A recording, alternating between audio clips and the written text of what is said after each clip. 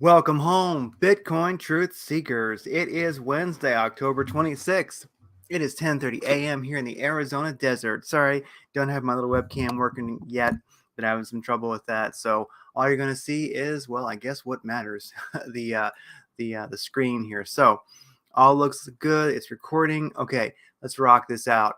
Today is wonderful. Bitcoin's getting some serious energons. It's nice to see. Is this truly a reversal or not? We're still in Bart Simpson territory. It could happen. Well, let's just see what's going on first. Let's rock through some news right now, real quick. U.S. oil reserves have dropped to 401 million barrels. This is the minimum since 1984. And the thing about this that's interesting to me is this guy here. I don't know if this is true or not, but I saw it on the internet. So anyway, the U.S. consumes almost 20 million barrels a day. And I think I've heard that elsewhere. So, if you add that up, it's kind of scary. And I was doing the math and I think that adds up to like just about a day after the midterms. So anyway, I'm not really sure if this is true, if this all adds up, but just be careful out there, everybody. Keep a full tank of gas if you can, because who knows what's going to happen. Now, we could wake up to some seriously apocalyptic oil prices at any time. We're playing a high stakes game right now. And if the strategic oil reserves are being used to suppress the oil gas prices, except for diesel, I guess, then that's a interesting thing. And we're living in a time right now where the future is out of style. So I would not put it past politics right now to literally use those reserves to repress oil prices, plus just repress oil prices by pumping the US dollar, the DXY, which is not actually working today. We'll take a look at that. But anyway, guys, keep a full tank of gas. Keep your if you got a boat, keep gas in that. Keep your RV gassed up, and if you got a 5-gallon can, a jerry can of gas or something like that for your lawnmower, have that full too, because we are in interesting times. I'm telling you right now, this is a cage match towards the midterms. Ain't no rules. Anything's on the table. So don't think this could not be a setup for a serious fail come day after the midterms. All right, forget oil. The real crisis is diesel inventories. The U.S. has just 25 days left. I've looked at this a couple different ways, and I don't truly understand it. I think they're more saying that we have the diesel, but we have not refined it yet, and that could just be natural that you only have so much refined at one time. Anyway. I can't quite really truly get a hook into this and measure it and tell if it's true or not. But look at diesel prices; they're pretty insane.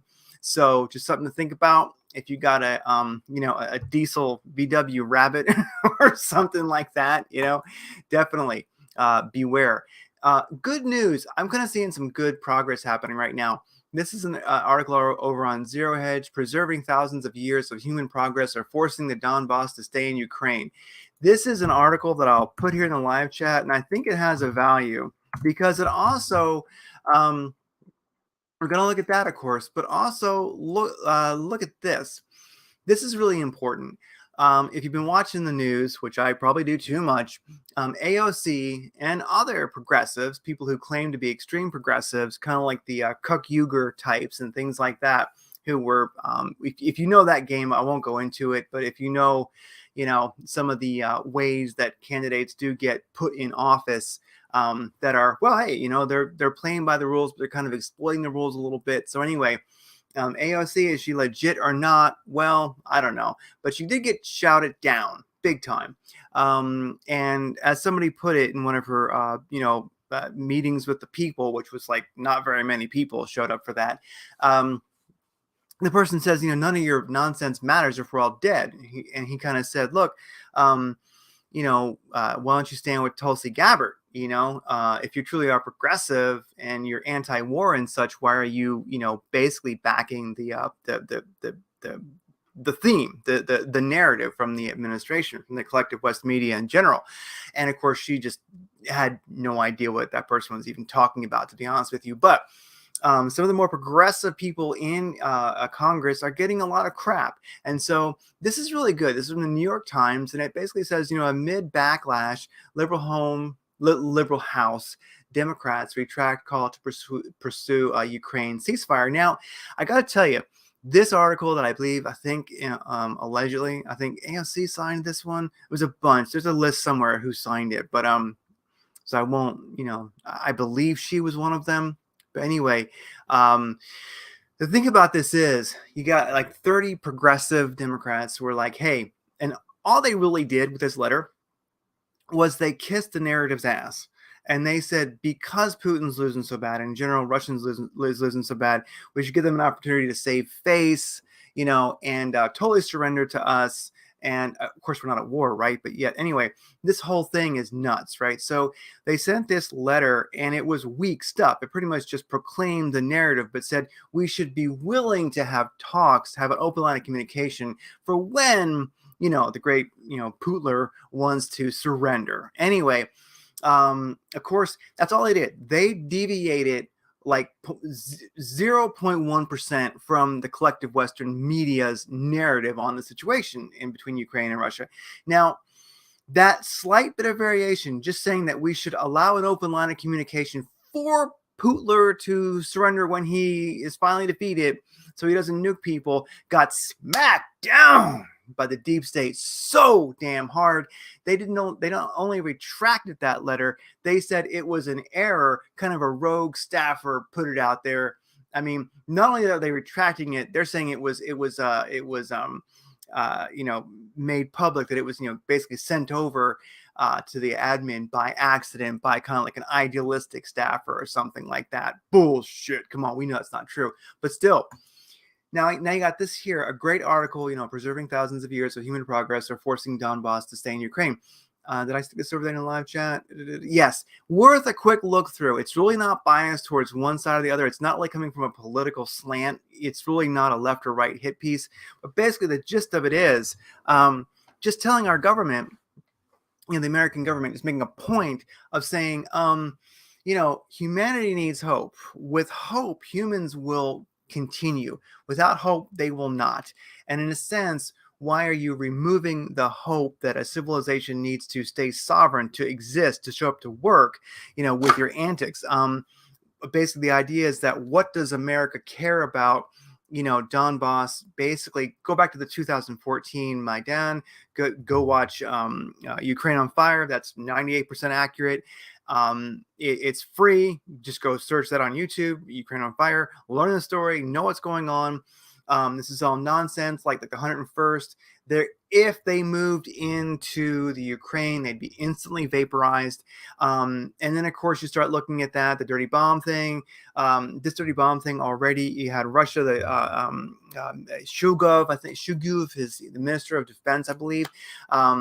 Shoigu, the Russians got wind of basically that there was a device being made in Ukraine, and allegedly it was kind of in a cahoots with Britain, could have been. Anyway, they on their diplomatic channels, encrypted. He, on an unprecedented thing, contacted a bunch of ministers of defense in other countries and such, and also gave it to the UN. UN's dirty, but still.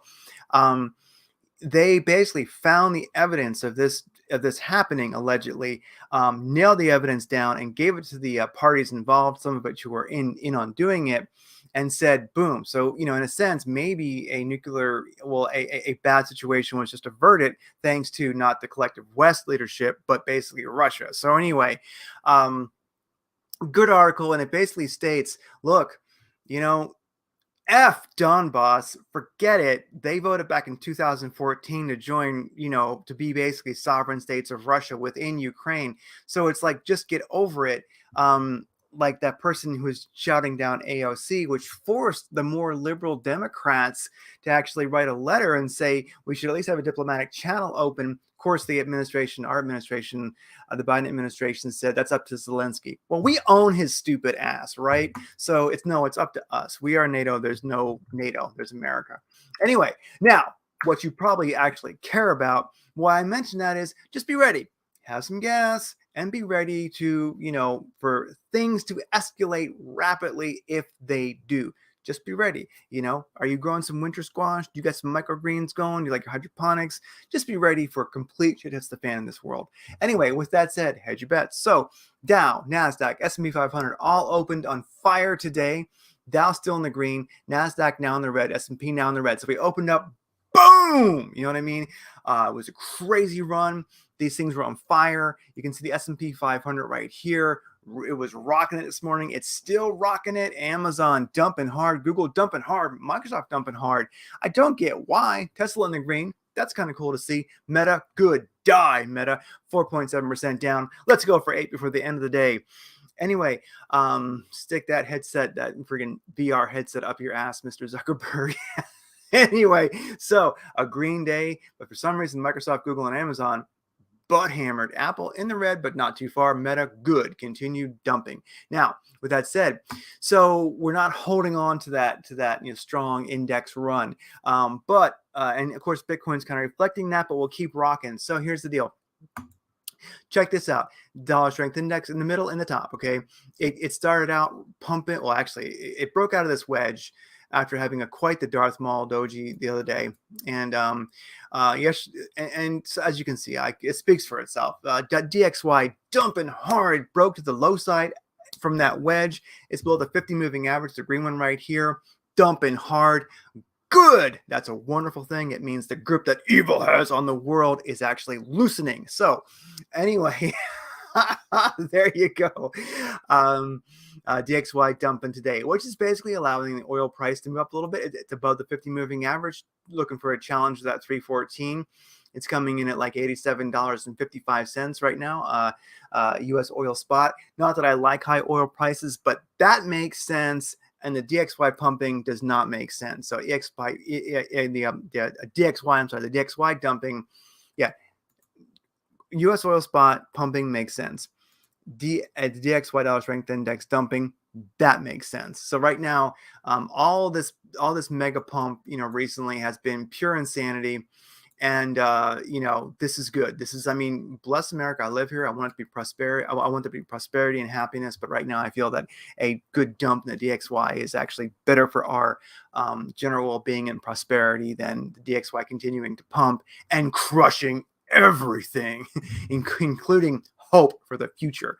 Anyway, so DXY S&P 500, as we can see today, making a move, continues up. It had a bounce off the 20 WMA recently. Now today it has wicked above the 50 moving average. That's powerful. Let's see if you can hold that. It's very, very good. US Tech 100, like them or not, green candle today, just barely keeping above that 20 WMA on the daily. Gold today, green candle. Silver today, green candle. That's nice. Gold above the 20 WMA, I'll take it. Silver above the 20 WMA and the 50 moving average today. That's really, really wonderful. So we're seeing some sanity return to the world. And some of that sanity might be because of stuff like this, the people who were expected to, be traditional, liberal Democrats who don't believe in blowing up the world are actually being forced by their constituents, because they're getting shouted down, to actually act like it, even though they changed their mind really quick because they got slapped so hard. But still, it happened. And of course, the general sentiment out there, Donbass, the world doesn't care. We're not interested in being nuked over it. Look, they wanted to be in Russia. Let them be in Russia. The collective Western leadership are babies. There's never been a bunch of jerk-offs like we have today. I miss Churchill, and I I do. And I don't even like Churchill very much, but I miss him now. You know what I mean? Gosh, we're lucky we're not facing a friggin' Gorbachev or Stalin over there in Russia, or else we'd all be smoldering right now. Anyway, with that said, looking at this today, what I don't get is this is 10-second candles. This is longs versus shorts. Buys and sells basically. And so you can see some beautiful volume coming in today. People are making lots of $1 million buys. It's nice to see. And here's the thing. Look at these purple spikes here. Those are shorts getting wrecked. I've never seen, like yesterday and today, I've never seen such shorts getting wrecked ever. I just never have seen it. You can see this little bit of static down here. You always see some shorts and longs getting wrecked, but I have never, and I've actually seen longs get hit pretty hard, but honestly, I have never seen the volume of shorts get wrecked like today and yesterday ever, and I've been watching for years. So definitely, I don't know if that's institutions or that's just the typical retail shorter gangster mentality, but one way or the other, shorts getting wrecked. And that means someone was not on the conference call. So I think this pump for some reason is very, very organic and legit. I do. Now, Bitcoin trading volume explicitly, 10.8 billion. I love that. Binance, 9 billion. Wonderful. Coinbase, over $1 billion. No one else showed up for work today to be over $1 billion, but it's nice. It's some good movement that we're seeing. Looking at the spot, looking at all the spot trading on the big exchanges, they're all mostly in the green and the green and the green and the green, all the way to number 53 is Coinless Pro, whatever that is not in the green. So basically the top 50 all in the green. It's nice to see nice volume. It's not, it's good. It's where I like to see it. Nice volume. Binance, here's a big one. This is a big one. Okay. Derivatives, basically longs and shorts with leverage, 70 billion, 70.9, really basically 71 billion if you round it off. 71 billion. Like, here's the deal. 50 billion means you showed up for work. 60 billion is good. 70, boom, that's wonderful. Somebody definitely is playing to win here. So we're seeing great spot trading. We're seeing great spot pairs are doing well. Bitcoin volume explicitly is doing well. And then on Binance, the derivatives are looking wonderful. So basically the market yesterday and today has woken up. It's a wonderful thing to see. And I can tell you, one of the definite big players in why that is happening is this dumping dollar strength index. And I'm telling you, especially looking at that and looking at these like longs, I'm sorry, these shorts getting wrecked. Yesterday and today getting wrecked so bad that I'm telling you, I think I'm getting a feeling this is like legit. This is actually really happening. Of course, you get Bart Simpson in a second. I know, but I'm telling you, I think it's legit. I don't think this is just a short-term, a short-term play, but we'll find out. Okay. Anyway, looking at Bitcoin in the top 100, Bitcoin did tickle 21,000 earlier. That's really groovy. We're at 2,721. Did you think you'd ever see that again? We're seeing it. Top 100 in general are looking pretty good. So this one popped up here, number 89. Rocket Pool. I never heard of that before. Interesting. Ethereum proof of work. I think this is going to be a player. We'll look at that one. ETHW. Dogecoin has really been running hard. I kind of like seeing that. So with that said, let's go over here. Longs versus short sentiment for Bitcoin on Binance. 42% long, 57% short. Well, let's hope these shorts get cleared out for Ethereum. 39% long, 60% short. So definitely we're beginning to see the sentiment roll over towards short. There has been a lot of pumping recently for Bitcoin and Ethereum, especially Ethereum really has been moving. Ethereum's back in the running. But let's see what happens. So looking at Bitcoin here on the 45-minute chart, beautiful run. We're looking good. Binary candles are starting to slow down. We see some big, nice, beautiful volume spikes here. Directional index is in the green, ADX is in the right spot. Squeeze indicator is looking good, but we are rounding off the squeeze indicator now. We do have a high. We have a high, a higher high, a higher high. Then we have kind of a higher low, higher low, higher low. So we're doing things naturally. We're doing things nicely. We could just simply continue moving up. It's possible. I kind of like to, when we have moves like this, even though it can be the wrong move, I like to wait till things kind of settle a little bit. And then before I kind of start, playing the game. But that's a beautiful upwards channel. Really, I think there's no reason to say that this could not continue.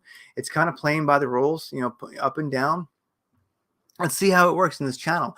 But myself, I think we're probably going to chill a little bit. Although if you look at the red moving average right here, that's the 8 moving average on a 45-minute chart. We've not gone too far away from it. So we definitely could bounce off the bottom of this upwards channel and continue up. Let's just watch and see what happens. We're pumping so hard right now that, reality is a little bit crazy. So just, be safe because, we could continue up off the bottom of this channel, or we could, and I'm not saying this is going to happen, but we could kind of have, a Bart Simpson moment. And so just be careful.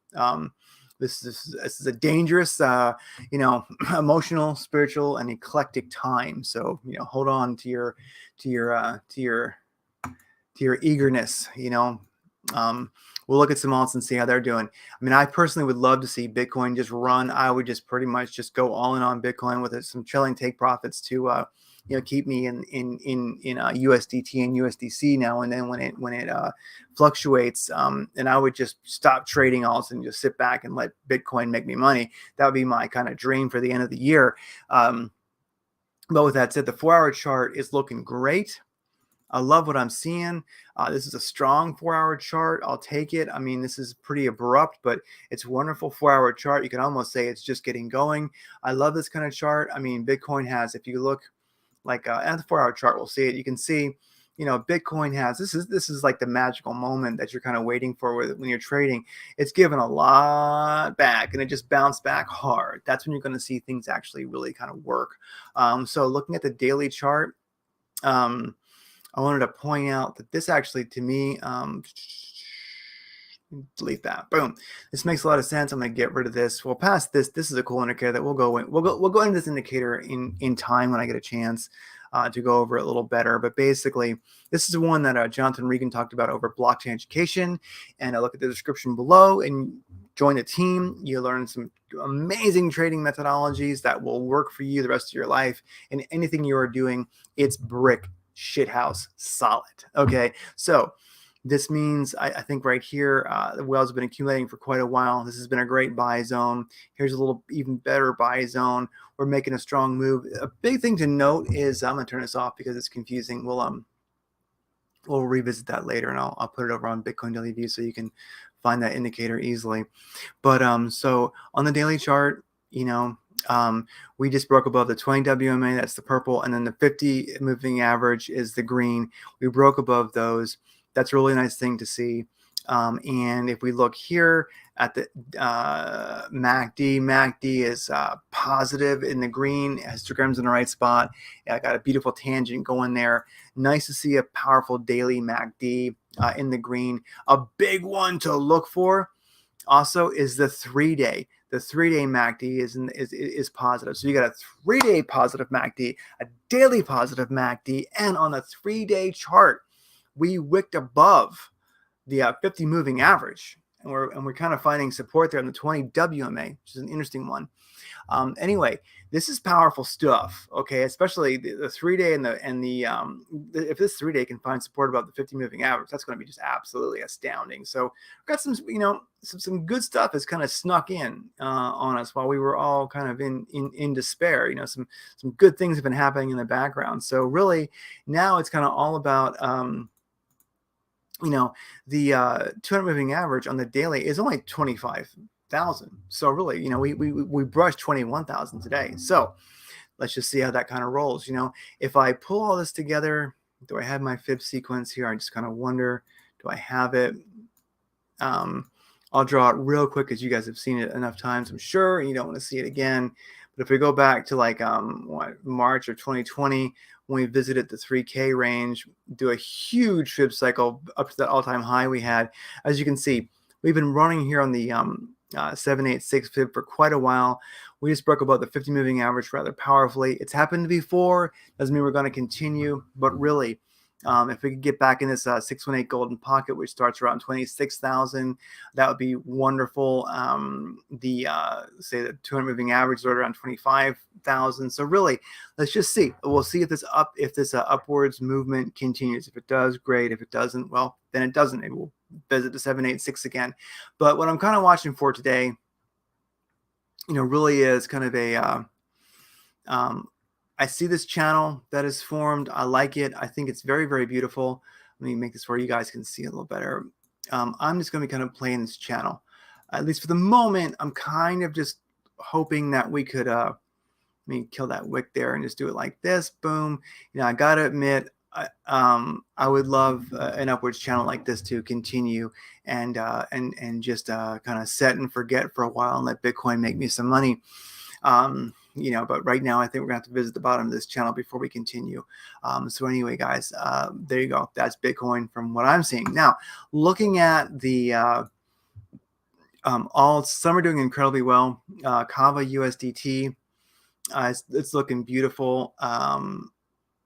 I'm kind of watching to see what Bitcoin does more than I'm interested in alts. I mean, some alts are going to, especially if Bitcoin kind of chills out and stays sideways, you're going to see some alts just friggin' go through the roof. And so you want to try to get in those. But and I think Kava has this beautiful upwards channel. It's kind of coming down to visit the channel floor again. All the indicators are kind of cooling off. I could see it definitely continue. I'd wait till you see a move up off the bottom of the channel and the indicators turn back up.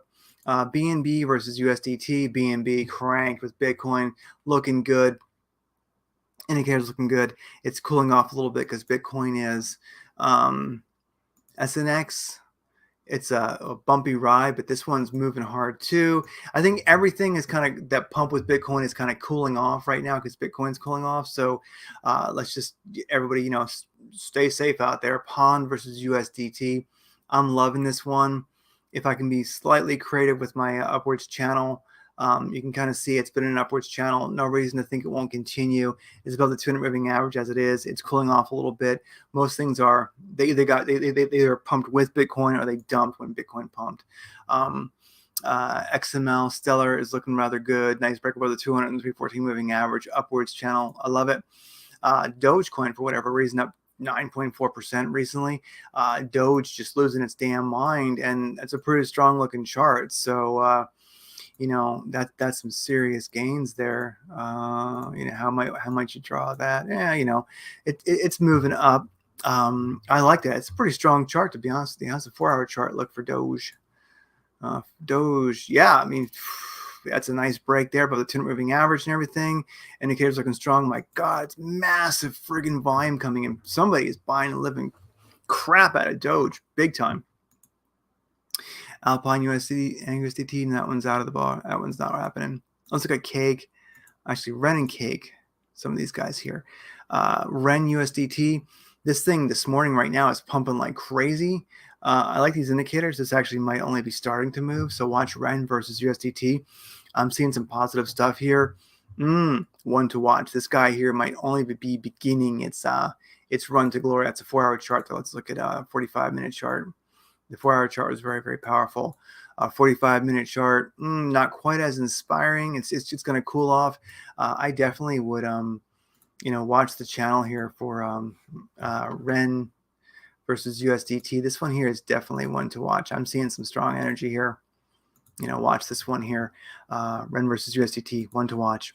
45-minute chart, Cake versus USDT. Thing's been just pumping like crazy. I'm gonna kind of, sometimes I like to find sanity in kind of an upwards channel, sort of. I mean, is it an upwards channel or not? Depends on how you look at it. The thing about this is that I don't like is well, so you've got you start your move here, you got a lower high, you can probably have a lower high here too, and a higher high, higher high, higher high. Very, very bursty. A lot of turbulence in that, so I'm not so sure what I think of this, but I do like Cake versus USDT. Looking pretty good. How's that 4-hour chart look? What I almost would do is wait for Cake versus USDT to find support above the 200 moving average on the 4-hour chart. And if it does, then I think this definitely could be a psycho run. It's given a lot back recently, as you can see. That's where I like to pick them up. So what I'm definitely keeping on my radar is Cake versus USDT. Lun C versus USDT, 4-hour chart, not looking so good. 45-minute chart. It's just not pushing very hard. It broke above the 200 moving average. It's looking pretty good. It's kind of finding support in the 314. It's cooling off. Let's see if it can handle it. Let's see what happens. If it finds support in that 314 and starts moving back up, it's kind of interesting because it has given a lot back recently, and it could be time for it to move again, definitely. What else we got going on here? Lit versus USDT, moving up, giving a lot back. How about TWT versus USDT, running like crazy? I think that might be kind of done. Just watch what it does as it retraces. ETC versus BTC is what I've been watching. This one's kind of interesting.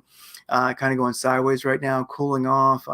ETH proof of work. This one interests me because I really have some I'm wondering about this whole thing with I think that I just think it might be a player. I'm kind of watching it. I think this project might actually go somewhere. So ETH-PO.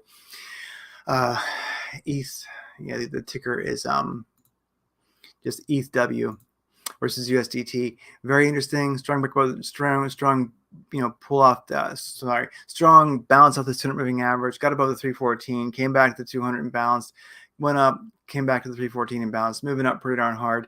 Indicators look good. Massive volume coming in. Somebody's pushing this thing. It's kind of far from the moving 8, so be careful because it might, it's going to probably retrace a bit, but this is definitely one that I'm watching. I'll be watching the indicators on that one. On the 4-hour chart, how's that looking? 4-hour chart. Oh, there's no 200 moving average on the 4-hour chart. Let's see. How about if we go to, is it on Binance? No, it's only on weird exchanges. Okay, well, whatever. Interesting. Clay USDT got my eye the other day. Clay versus USDT. This is what I've been watching, this upwards channel. Like, it's wonderful. I like it. This is a crazy candle right here. What in the world happened? It made a nice bounce off the 314. It's well above the 200 moving average. Indicators are looking pretty good. It's kind of firming up. I like what it's doing. Let me keep an eye on this one. Clay versus USDT. That's a 4-hour chart. Let's look at a 45-minute chart.